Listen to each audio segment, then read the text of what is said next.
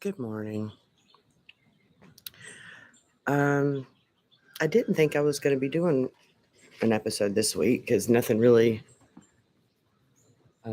stood out earlier in the week, and we had Thanksgiving, and we had a flood in the front yard Wednesday, and thought we were going to have to dig up our whole yard, and that scared us, and so I just didn't really have anything, and that's okay.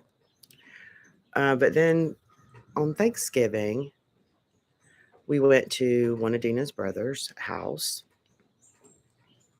and sister-in-law, while she was showing me some renovations on that they had done on the house, was telling me, how she just really doesn't like the holidays very much because she gets sad like a lot of us do. And she recently lost her mother, and so I could feel her energy just like busy, busy, busy, busy, and I could feel her sadness and mine. Like uh, I love Christmas, but there is always that element of sadness. There's the nostalgia, and that makes you sad, right? Like looking at the chairs your grandparents used to sit in, and it makes you sad, but yet you love the twinkly lights because it makes you think of being a kid. But then again, you're sad because there's a lot of people that were around when you were a kid that are not around now, and it makes us think of them.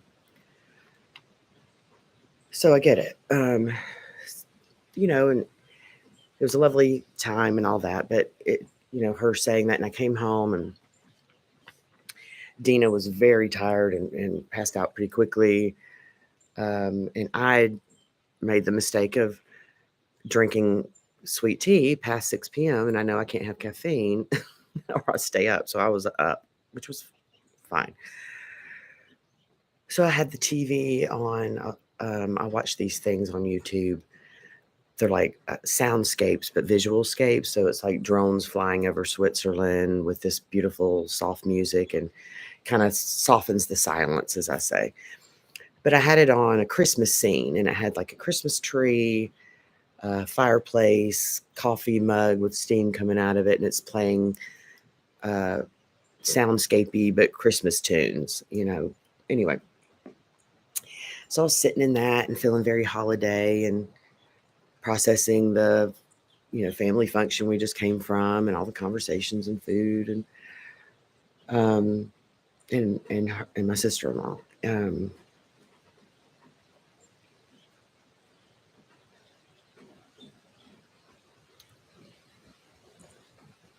Sorry.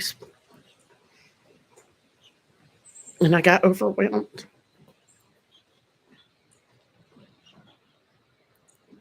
with spirit, and very much felt the energy of all of those that used to be at my family functions that are not here anymore.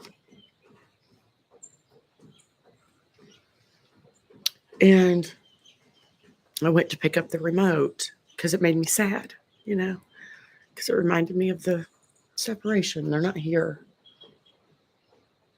And when I went to pick up the remote to change the channel, because that's what we do, we busy our minds. So we quit thinking about it so that I can, watch something stupid and mindless. I heard, "Are you leaving so soon?" And I put the remote down, and I was like, okay. So I sat with it, and it felt good. Like, oh, they're here. But then it started to hurt again.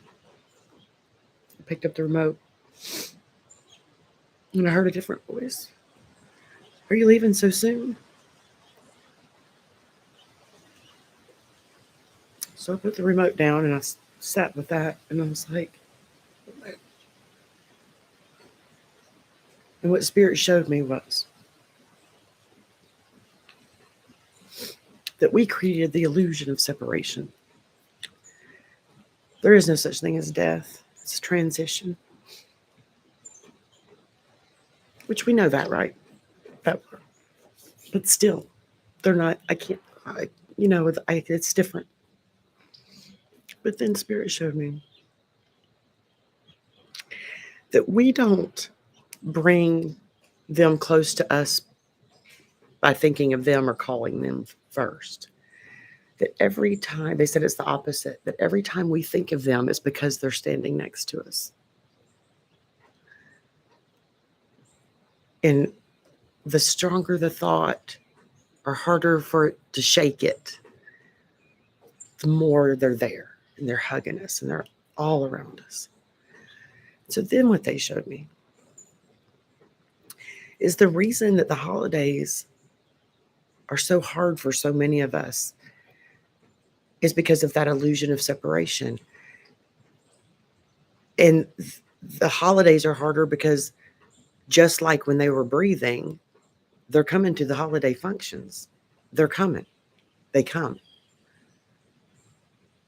And because they come over and they're all over, we're thinking about them so much because we can feel them around us.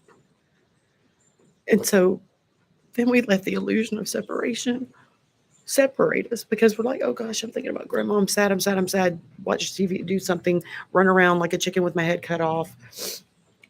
Keep busy, keep busy, keep busy.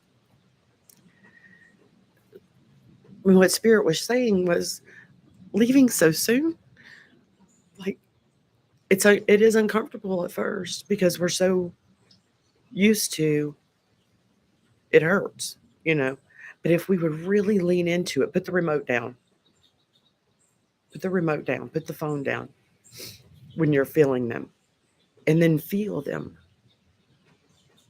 Lean into it. I did. I was bawling but it was like an overwhelming feeling of happiness because I was getting to lean into my grandmother and granddaddy are here, Nanny and Papa are here. Meemaw and every other country title I have for my ancestors was here. Southern title. And the more we practice, it's a lot of undoing because our whole lives it's been the separation, the illusion of separation. So what they show me is it's going to take practice for me, for you, for all of us, because I've had 51 years of we're separate. But the more I kept putting that remote down, because I picked it up 3 or 4 times, the more I kept leaving so soon and putting that remote back down, the more I could feel them, like literally physically. When I went to bed that night, it was the exact same feeling, minus the anxiety, of when I would come home from a huge family function on the holidays. Like I still could feel the residue of grandmother and granddaddy and nanny and pawpaw and aunt this, uncle that, cousin this, cousin that. It was minus the anxiety. It was I hung out with my ancestors on Thanksgiving 2022. Apparently I've hung out with them every year, but every other year I just was running from the thoughts of them because of the sadness, because of the illusion of separation. But 2022, I sat with them. I partied with them. I drank wine and got drunk with them. And it felt good. And I felt like knowing this was, I just knew that there's your episode, because people need to know that the reason you're sad is because they're there, not because they're not there. And if we work on switching that up, and you can lean into the energy of your relative, not always ancestors, sometimes people younger than us go, or your loved one. It doesn't even have to be DNA relative, loved one. They're there. I had a few friends that were there that night. They come and they're still partying with us. And another big one I loved, they even showed me, like, because I made some homemade pecan pies this year for Thanksgiving. And as a kid, that was, one of my favorites, hence why I grew up to make it. And they even showed me, like, when you're taking that first bite of dressing or whatever your deal is, pecan pie, sweet potato stuff, I don't know. And they even showed me, because I savor first bites of stuff. Like I just hold it in my mouth because it's not about I don't need to be full. Dessert's not about getting full. And so they even showed me when we do that, that they literally get to feel that sensation through us. So grandma's critiquing your version of her dressing. You know what I'm saying? Like, and that's funny, and they're laughing. But when you feel that pecan pie and that sweet all over your tongue and filling up every single taste bud, they're doing that with us. They are literally celebrating all of it with us. When you're wanting to throw your Christmas tree off your back balcony because of the lights or whatever, they're laughing as if they're because they are here. Because they are here. And so, how much happier and more magical can the holidays be knowing that? Knowing that the reason grandmother is so heavy on my brain is because she is literally standing right next to me telling me how much salt to put in this recipe. Which is why my recipes have turned into a dash of this and a dash of that, and they're not written down just like every other old lady. It's because we're plugged in and we're getting it from them.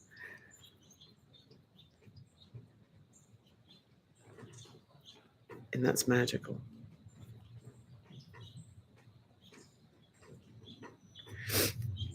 Let me just make sure I'm not missing anything.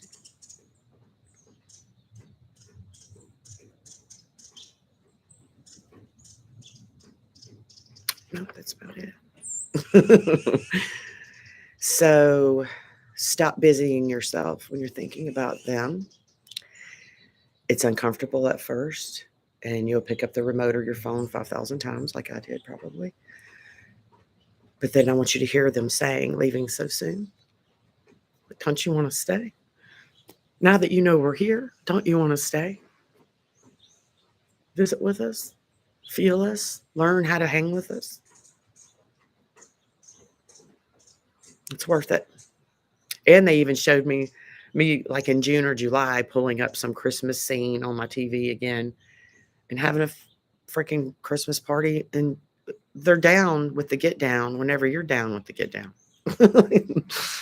Every single day, every morning, maybe you want to create some sort of get together gathering with all of them. They're down with the get down when you're down with the get down. The more often, the better to them. Doesn't have to just be on the holidays. But now we know the holidays, it isn't sad. And once we practice that and work on that, changing that, don't busy yourself up, put that remote down. And then savor that first bite and even think of who else was that their favorite. Was like Granddaddy was his favorite, the dressing. So just sit there and feel Granddaddy feeling that dressing, right? Like they're in it with us. They're still here. It's just a transition. It's just another chapter. Just another chapter. Okay. Well, I hope all of y'all are enjoying your now holiday season. And I hope this helps you enjoy it even more.